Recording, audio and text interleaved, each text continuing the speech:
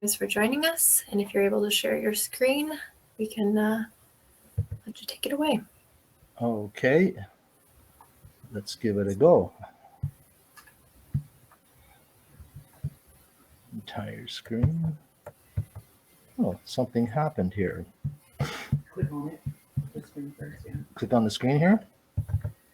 Okay, there we go. All right.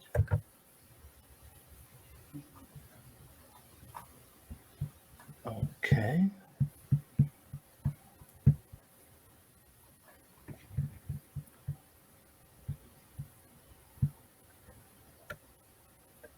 I think it just needs to go into full screen and then we're... Okay. Where did that go? I think if you go slideshow, I could be wrong here, at the top, the tab. Right. Where did it go? Here, have a look, Jess. I was doing it all day and then it quit on me. There it is. Perfect. All right. Thank you very much for Thanks. this opportunity to speak. Can you hear me and everything?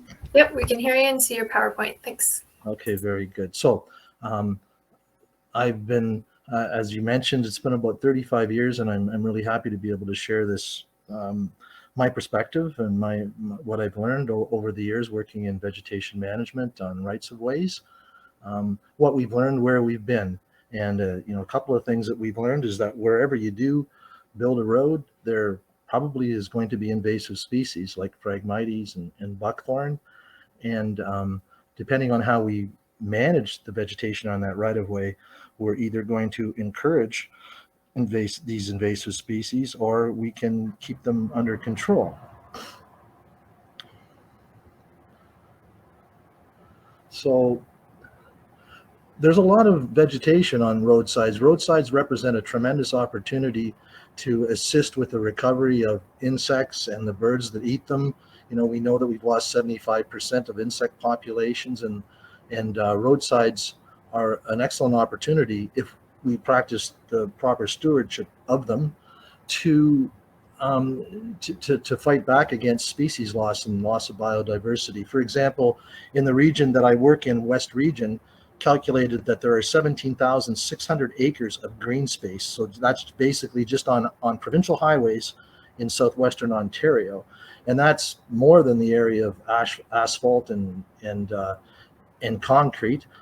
Typically a roadside or a roadway is about 2/3 green space and 1/3 of it the actual driving surface. So there's a huge opportunity here to do a lot, especially in over cleared landscapes like southwestern Ontario, to do a lot with that roadside in terms of assisting with reversing biodiversity loss and climate change and etc. So historically, in the 60s through to the 90s, the Ontario Weeds Act was very strictly enforced, I would say, through weed orders that were propagated by agriculturalists. And so, we sprayed, the roadsides were sprayed, not just spot spraying, but really as a program, sprayed from one end to the other with broadleaf herbicides, the same things that were sprayed on lawns. You may remember a product called Killex that used to be used on lawns. So on the roadsides, the same thing was sprayed, dicamba, mecoprop, and 2,4-D. And so that resulted in really reducing the species diversity on roadsides down to grasses, right? Because we were spraying everything except we were spraying a herbicide, a broadleaf herbicide, and that's what it was. That's what they do. Additionally, all regions, wherever there was construction work, was and still is done with something called standard roadside mix. And it really isn't a roadside mix at all when you look at it. It is 4 European agronomic species that are also put into a bag and sold as pasture and rangeland seed mixes, and or as seed mixes to attract deer to killing plots, or and also for lawns, so it has things like in it like Kentucky bluegrass, creeping red fescue, all of them, I call them European species. They're from Europe, Asia, Northern Africa. And so this is what historically was done. Whoops. And in the late 90s, it was recognized that the Weeds Act didn't really need to be it could have some species removed. It was recognized that we needed milkweed, for example. The agricultural community had more options for controlling weeds in adjacent farmlands, so a lot of species were removed from the Weeds Act. There were, at the same time, government cost savings resulted in reduced spraying and mowing at the rights of ways, and we were looking at what was happening, or I remember looking at what was happening with that change in activity and management on the roadsides, and kind of reveling to see the goldenrod and the asters and the things coming back. But at the same time, the cutbacks meant a loss of vegetation management staff to monitor for what else was happening, like invasives. And actually that loss continues today. I speak today as the specialist for MTO West Region, but this is the only region in the Ministry of Transportation that currently does have a vegetation specialist. So the point I'm making here, that from my perspective, is that not only this, but spraying for broadleaf herbicides on a broadcast scale rather than targeted spot spraying, and mowing extensively and seeding with non-native species reduce the right-of-way to only weak species of non-native grasses, which provided openings. When we walked away from it, from active management, it provided openings for invasive species. And unfortunately, the invasive species we got was a grass. So you can't deal with a grass with a broadleaf herbicide. So when I first started working in this area, we went looking for a test plot on Highway 401 to try herbicides on Phragmites, and it took a long time to find a patch that was wide enough to even put a couple of small plots in. And so here we are today now, spraying non-selective herbicides in an area that's supposed to be, a natural area. And so we're forced right now to use herbicides that are non-selective and will control and eradicate or kill everything in place, not just the Phragmites. But I'm not saying that we don't need to do this in some instances. It has worked, and I'm going to share with you a success story today, or what I think is a success story as well, in using a herbicide, using Roundup on Phragmites on a particular section of highway. So what we're doing at MTO and West Region, at least, and hopefully it's going to spread beyond, is we are working very hard to change the way we do things, at least with regard to seeding, reseeding in new construction projects, or even where we're spraying Phragmites, and to reseed after. And we're reseeding with a mixture of native grasses. You can see here we've got big blue stem, Virginia wild rye, switchgrass, fox sedge, Indian grass, and then we allow for a minimum of 8 forbs, flowering plants, and whatever more they come up with. And we've found that this mixture is available off the shelf now, and at a reasonable cost from many traditional suppliers. And one of the benefits that we get, there are many benefits that we get from a highway engineering perspective as well, by restoring the landscape to native plants. And here's an exhibit from the United States, and that's a well-known exhibit that was in Washington, D.C., and just showing how deep the root system is of native grasses and forbs. It's as deep or deeper or longer as the tops of the plants that you can see. And this lends a lot of advantages on any landscape in terms of preventing erosion, promoting infiltration of heavy rainfalls down into the upper and lower water aquifers, so preventing flooding and erosion control. This is a researcher the lovely Nancy Kane, who I had the opportunity to work with this summer, and we have research plots for native species for seeding native grasses on the rights of way going back to 1999. And this is an installation that Nancy did when she worked at the MTO's research and development branch, and now she works as a consultant. But at that time she put these plots in, and we're so fortunate that she's come back and is with all of the records and reevaluating this installation of native grasses and forbs, almost 25 years after the installation. And the results are fantastic.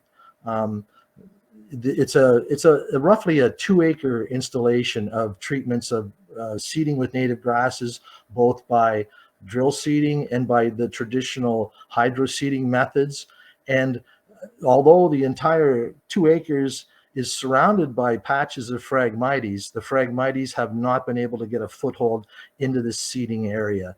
So a very resilient, strong plant community, proof that a plant community like that can help you an awful lot in terms of resisting invasion by invasive species. And one of the challenges in the past had been to get these seed mixes. And I just took this picture this summer to, as proof to illustrate that the traditional seed companies that the hydro seeder, folks would go to and your contractors would go to are able now to supply these seed mixes based on that specification that I showed you earlier. And so in this case, it's Quality Seeds. Ontario Seed Company can do the same. Pick Seed Company can do the same. Ontario Nativescape can do the same. This is just a quick shot that I had to show because I was so excited at how well, at least the initial take of the mixture was on a new signature bridge that has been built on Highway 21 at Bayfield.